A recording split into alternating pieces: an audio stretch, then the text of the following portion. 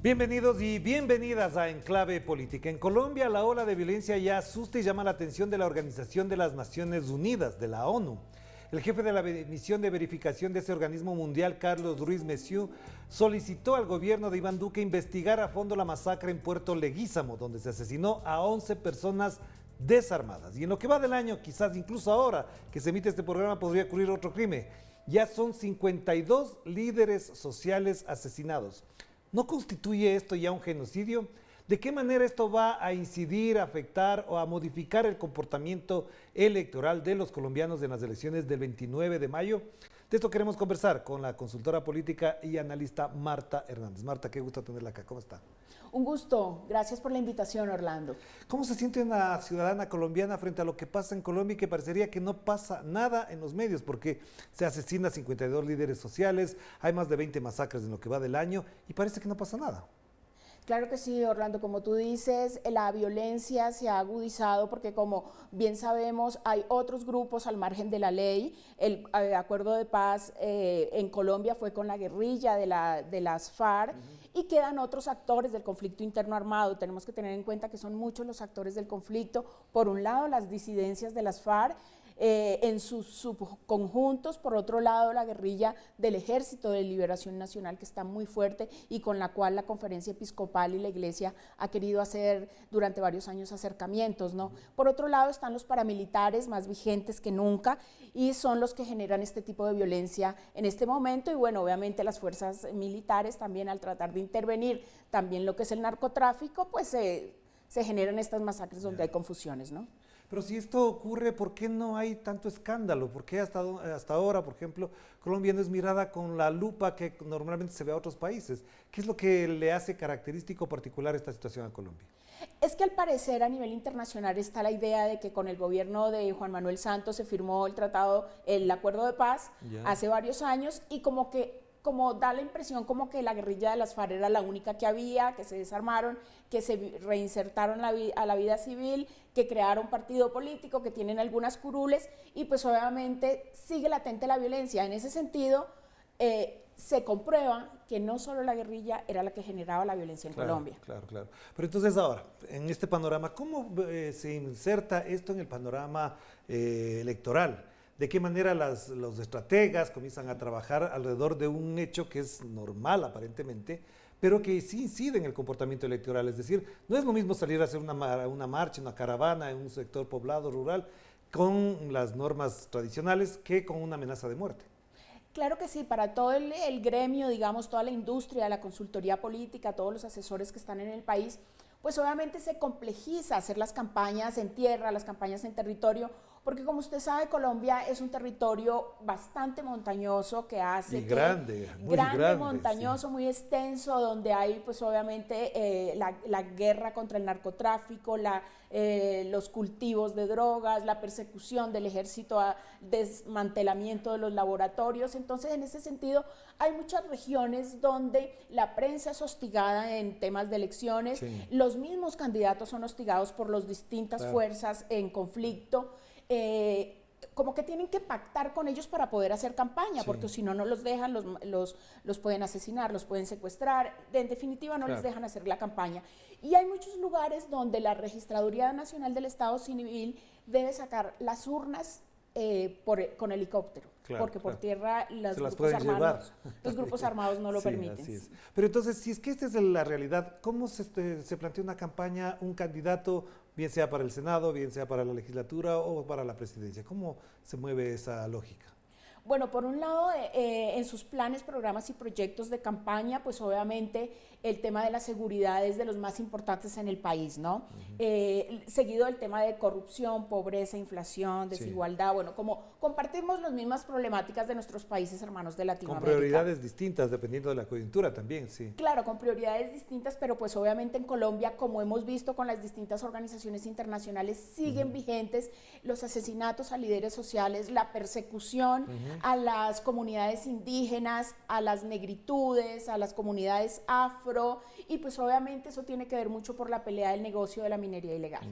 Pero a ver, Marta, el presidente de Colombia ha dicho que la paz en Colombia no es un asunto ni político, ni electoral, ni ideológico, pero en la práctica también las elecciones definen el devenir de Colombia alrededor de estos temas, es decir, también la violencia es un asunto ideológico. Claro, como sabemos, pues obviamente en este momento está el gobierno del presidente Iván Duque, del Centro Democrático, que como sabemos históricamente ha sido contrario al proceso de paz en Colombia, y en estos 4 años de gobierno del presidente Iván Duque, pues obviamente le puso como todas las trabas desde la campaña que él tuvo y durante toda su gestión de gobierno y comunicación de gobierno, todas las trabas al desarrollo de cumplir las 300 páginas de los acuerdos del proceso de paz en Colombia. Ya, pero si es que es un actor importante, ¿de qué manera incide en las elecciones cada uno de sus aparecimientos? Ahora diciendo que no hubo masacre en el Putumayo, en otro momento diciendo que efectivamente la violencia se va a recrudecer si gana uno otro candidato. Claro, también están los militares ahí involucrados, ¿no? Ajá. Hay varias investigaciones de Noticias 1 y de la revista Cambio y de varios investigadores y de organizaciones internacionales que han demostrado que de las 11 personas masacradas, digamos, en el Putumayo, 4 de ellas ya se comprobó que eran líderes sociales, claro, que no eran los guerrilleros. Que había un niño y 2 mujeres, si no me equivoco. Que no eran los guerrilleros que ellos decían por los que iban, ¿no? Claro, pero si es que eso es así como se plantea un presidente la participación en un marco electoral, de qué manera su palabra se mide, se calcula para salir o no salir, a quién beneficia con su aparecimiento o con su silencio. Claro, como lo planteas, los candidatos, pues obviamente de derecha, de izquierda, de centro, deben hacer acuerdos, ¿no? Deben hacer acuerdos para ese caudal de votos. Y en ese sentido deben hablar con todos los sectores, teniendo en cuenta que este tema de seguridad es prioridad, ¿no? Que es lo que las personas, por lo que las personas van a ir a votar a las urnas, le preguntan al candidato cuál es su propuesta, va a apoyar los procesos de paz, va a dar las condiciones para que haya una mesa de negociación con la guerrilla del ELN, que está muy la conferencia episcopal y la iglesia tratando de mediar allí, ¿no? Pero por eso digo, ¿qué nivel de participación o de incidencia tiene la presencia del presidente de la República en estas elecciones? ¿Usted ha podido valorar, por ejemplo, hasta dónde su aparecimiento o su silenciamiento también a ratos puede incidir en el debate público? Claro, sucede que ayer el presidente está cada vez más interfiriendo en las elecciones e interfiriendo como en las elecciones porque ellos como el Centro Democrático saben que les fue muy mal en las elecciones pasadas de Cámara, Senado y en las internas para elegir sus candidatos a presidencia. Él está tomando ahora unas medidas antes, digamos, de que se presenten estas próximas elecciones, como es asegurar la junta directiva o hacer cambios en la junta directiva de Ecopetrol, por ejemplo, claro, del Banco de la República, o sea, de estas entidades súper importantes. O sea, dejar armado y con sus personas en las instituciones en caso de que pierda. Exacto. Ya, ese es el por eso digo, ¿qué nivel de incidencia tiene el presidente de la República en el factor electoral, en el escenario electoral? ¿Tiene incidencia con la baja popularidad que está representando este rato? Claro que sí, y eso es, ahí lo pueden investigar le pueden abrir cargos disciplinarios por esa injerencia, ¿no? En las elecciones, porque no, pues digamos un mandatario y una autoridad no puede tener ese nivel de injerencia como tan visible y tan directo como lo está haciendo en este momento, ¿no? Ya, para ir cerrando esta primera parte, Marta, ¿hasta dónde las elecciones de Colombia pueden llamar la atención de sus propios ciudadanos, tomando en cuenta que el nivel de ausentismo no es bajo, al contrario, es alto para Colombia, las circunstancias que estamos hablando de violencia? ¿Llama la atención, preocupa a los colombianos en general estas elecciones?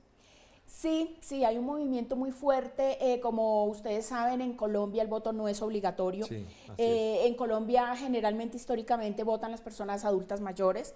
En este sentido, vimos la elección de mucho voto joven. ¿Por qué? Por esas manifestaciones que hubo hace un tiempo, hace algunos meses, donde el epicentro fue Cali, donde hubo muchos enfrentamientos, donde hubo más de 6 meses que estaban truncados el paso de los alimentos y demás, y donde hubo mucha crisis también para el presidente y para el gobierno.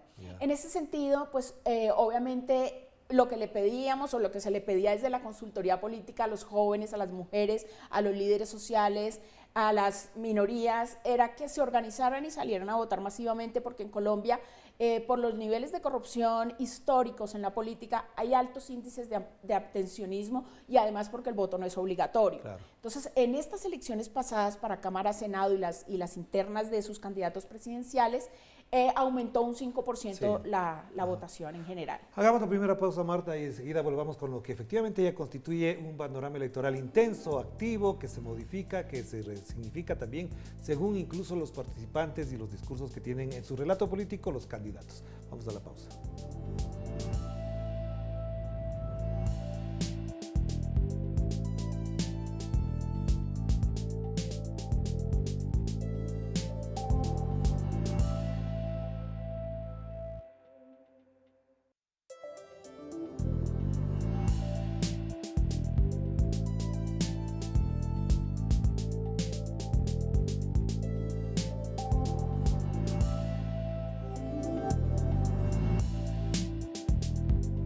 Estamos de vuelta aquí en Enclave Política y seguimos conversando con la consultora política y analista Marta Hernández, a quienes decimos, sorprendió a los analistas, a los consultores políticos, el crecimiento inusitado, dicen algunos, de la figura de Gustavo Petro, y ahora con la presencia de Francia Márquez. ¿Les sorprendió a ustedes hasta dónde esto constituye una sorpresa o ya era un proceso, una corriente que se venía desarrollando en Colombia? Lo de Gustavo Petro puntualmente no fue sorpresa porque él venía haciendo campaña y consolidando su caudal electoral hace bastante tiempo, desde las elecciones anteriores a las que él se ha postulado, desde su trabajo en el Senado, como alcalde de Bogotá, es decir, pues ha traído como esa trayectoria de gestión, ¿no? Y de crítico y de opositor, digamos, al gobierno y de crítico y controlador de su gestión. Pero lo que sí fue sorpresa, como usted dice, es la figura de Francia Márquez, ¿no? En representación de las comunidades afros Claro. y agrupa como muchas banderas, ¿no? Que si bien no son minorías, como muchas veces intentamos Sí, creer, es agrupa el trabajo de las mujeres líderes, de las mujeres que trabajan en los municipios, en las regiones, con trabajo social, de mujeres empoderadas, de mujeres, como ella lo explica, una líder social que ha ganado premios por defensa al ambiente, por su trabajo en contra de las mineras ilegales y demás. Entonces, lo de ella sí fue una gran sorpresa para todos. Claro. Siendo una sorpresa, ¿hasta dónde esta representación de ella en una situación, en un puesto como la vicepresidencia efectivamente refleja la realidad de Colombia? Porque no habíamos visto candidatos afrocolombianos, vemos que otro binomio también es afrocolombiano. Esto parecería una moda, dicen unos, otros efectivamente es un reconocimiento real a la presencia activa de líderes sociales afrocolombianos. Sí, cuando llegan esos resultados electorales con esa gran sorpresa, la sorpresa es para la misma campaña de Gustavo Petro al interior. Ya. Es decir, porque a futuro, al parecer, él necesitaba pactar para segunda vuelta con el Partido Liberal, que preside o que su líder político es César Gaviria. Al parecer, esa era como la fórmula, como que la vicepresidencia se le iba a tener que ceder para poder pactar y captar como esos votos un poco más de centro. Y fue tanta la ola y tanta el asombro y la fuerza de Francia Márquez y todo su movimiento que pues obviamente Petro, sin lugar a dudas, le tocó, digamos, por estrategia, nombrarla como su fórmula ¿Y cuánto vicepresidencial. pesa en Colombia el racismo que hay, la xenofobia? Porque hemos visto una campaña dura, estigmatizadora contra Francia Márquez, ya vemos incluso memes que apelan a unos ciertos elementos hasta morbosos y sexistas alrededor de su figura. ¿Esto va a pesar, esto puede incidir en el comportamiento electoral de los colombianos que no han tenido una candidata o un candidato afrocolombiano?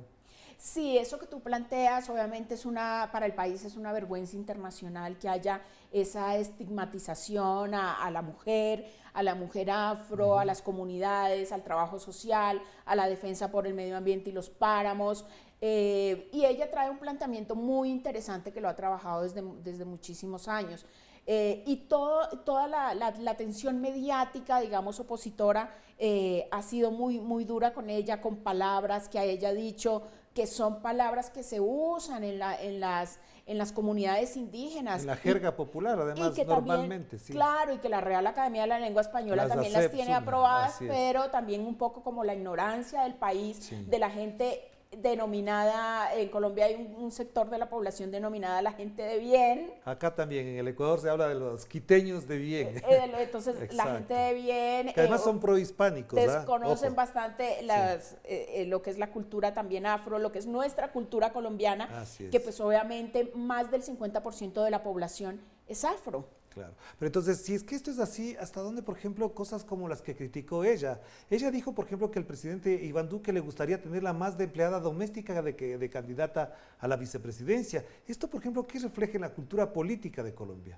Sí, es un planteamiento bastante fuerte porque es como el pensar y el sentir, como volvemos a decir, de ese sector minoritario que es la gente de bien. Pero eso ha modificado la conversación pública de Colombia, porque efectivamente una de las cosas claves es que los candidatos al hablar ponen a conversar a la gente, y sobre estos temas no se hablaba antes.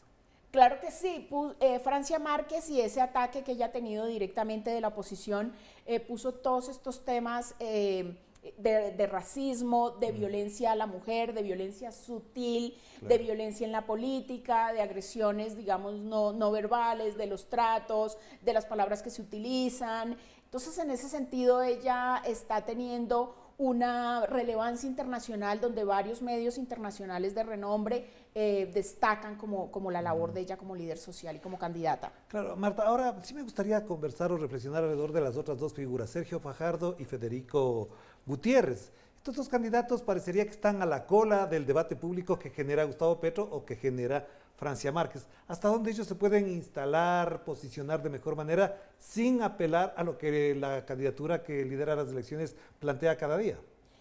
Claro que sí, por un lado queda para esta segunda vuelta electoral lo que es, para esta primera vuelta presidencial es la izquierda representada en Gustavo Petro, teniendo en cuenta que esta izquierda de Gustavo Petro no es la izquierda de nuestros países, no es la izquierda de Venezuela, no es la izquierda de Cuba, no es la izquierda como un poco de nuestros países vecinos. Ajá. Es una izquierda más moderada, ¿no? Claro. Es una izquierda donde él ha sido congresista, donde él ha sido mediador, donde él ha sido alcalde de Bogotá, donde él ha sido muy bien evaluado en su gestión, digamos, de cuando fue todos los periodos que fue senador. En términos generales, en Latinoamérica, los centros han sucumbido en el intento. Sí. Los centros no gustan en nuestros países de Latinoamérica y eso fue lo que le pasó en estas elecciones a la fórmula del centro, ¿no? Y la fórmula de la derecha también es una derecha como no se quiere poner tan radical, que quiere acercarse un poco al centro para tratar de cautivar esos nuevos votos, digamos, de ese centro indeciso, pues claro, podemos decirlo así. Pero hay que tener en cuenta que el partido del gobierno perdió más de 10 curules en Cámara y Senado. Sí, entonces, en ese sentido, analistas políticos decían para estas elecciones pasadas que si Petro ganaba la presidencia no iba a poder gobernar porque no iba a tener mayoría en Cámara y Senado. Y sí tiene mayoría en Cámara y Senado con las elecciones, con los resultados de las elecciones. Pero entonces pasadas. Ahí también me surge otra reflexión, porque parte del debate político tiene que ver con el posicionamiento, por ejemplo, de la derecha. El establecimiento colombiano, es decir, la élite colombiana, ha modificado su discurso, ha moderado sus ataques, porque te digo una cosa particularmente, o sea, el cuco del comunismo y del castrochavismo parecería que está en todas las elecciones. Estuvo en Ecuador con Andrés Arauz, estuvo en Bolivia con Luis Arce, estuvo en Perú con Pedro Castillo y estuvo en Chile con Gabriel Boric. ¿Eso desapareció en Colombia ya? Claro, a eso me refería cuando te decía que esta izquierda de Gustavo Petro es una izquierda más moderada y... Pero le siguen achacando de comunista, claro, de guerrillero. Las campañas y de guerrillero y las campañas, claro, de derecha asumen esa postura, hacen como ese comparativo en redes sociales, ¿no? Pero no desaparece entonces ese cuco del comunismo. No, está súper latente y es con lo que ellos ganan votos, con lo que ellos quieren adherir votos de la gente de bien, la derecha. Pero tiene eco porque ya en la práctica vemos que en todas las elecciones sale y sale nuevamente cada vez ese discurso, pero no les resulta. Sí, al parecer la fuerza de los medios masivos de comunicación, y son medios masivos de comunicación que obviamente son financiados también por los empresarios, por la gente de bien, por el gobierno que les ha quitado impuestos y demás. Entonces son medios masivos de comunicación en Colombia que están pues con un discurso impuesto, ¿no? Claro, pero funciona. funciona y como que no ha funcionado en las urnas. Vimos que todo ese miedo que nos dijeron que entonces si ganaba Petro, que si ganaba Francia Márquez, que si ganaban estas fórmulas nos íbamos a hacer Venezuela directamente y demás, iban a llegar dictaduras, se iba a recrudecer la guerrilla, pero en las urnas eso no caló. Y el otro actor que no vamos a dejar de mencionar es Estados Unidos. ¿Hasta dónde el rol que juega Estados Unidos en Colombia, como ocurre en otros países? Por ejemplo, en Ecuador se acaba de denunciar que quien recomienda al presidente Lazo los nombres de los ministros desde Estados Unidos. ¿Hasta dónde Estados Unidos todavía tiene una hegemonía dentro de la gestión de la derecha, particularmente de Colombia? Sin lugar a dudas, totalmente vigente históricamente la injerencia de Estados Unidos. Como ustedes saben, Estados Unidos tiene 8 bases militares en Colombia. Nuestros militares, que es la principal industria del país, la industria militar por el conflicto armado, se forman en Estados Unidos, se capacitan. Hay muchos recursos, porque como es la principal industria del país, hay muchos recursos destinados del gobierno para capacitación. Entonces Estados Unidos nos provee helicópteros, capacitación, combustible, armamento, de todo. Claro. Entonces sí tiene una injerencia directa en esta toma de decisiones. Para cerrar, Marta, entonces tienen harto trabajo los consultores políticos, van a trabajar, tienen elecciones en toda América Latina y al mismo tiempo tengo entendido que en junio, el 30 de junio y 1 de julio hay un encuentro de comunicación política en el Ecuador. Esto, por ejemplo, ¿qué está generando también en el análisis y en la construcción de nuevos estudios y análisis de la política latinoamericana? Claro que sí. El gran perdedor, para decirte como último detalle, el gran perdedor de las elecciones en Colombia fue la Registraduría Nacional del Estado Civil y el Consejo Nacional Electoral, con las investigaciones que hay del software, que se cayó la página de la Registraduría más de 2 horas, que los resultados salieron súper tarde cuando Colombia históricamente sacaba unos resultados en tiempo récord. Y como lo mencionabas, la consultoría política, la industria de la consultoría política se prepara a hacer campañas en la pospandemia y el trabajo que se hizo en pandemia. Hay que ver la industria de la consultoría política como lo que es y pues en ese sentido obviamente invitarlos al evento que vamos a hacer, el Congreso Iberoamericano de Comunicación Política, al cual pues están cordialmente invitados como medio a contar sus experiencias desde la comunicación política con todos estos análisis que ustedes hacen. Vamos a tener en el Hotel Hilton 30 de junio y 1 de julio 150 conferencistas de 15 países ante 1.500 asistentes en 4 salas en simultáneo. Claro, y será un homenaje también a Diego. Diego es uno de los más asiduos visitantes y que conversábamos normalmente aquí en Clave Política. Claro que sí, sin lugar a dudas, Diego Diegues Ontiveros nos dejó una gran enseñanza desde la industria de la consultoría política, desde la gestión también de la democratización de las sociedades. Claro, sí, gracias Marta, muy amable. Muchas gracias, muy amable, buen día. Gracias por estar con nosotros también y agradecemos a Marta Hernández a propósito de este encuentro que se va a desarrollar en Quito, pero también sobre el análisis de lo que ocurre en el país de ella, en Colombia, que efectivamente atraviesa por una de las olas más violentas que ha tenido que vivirse el país, aunque parecería que no pasa nada, porque en los medios no pasa nada. Chao, chao.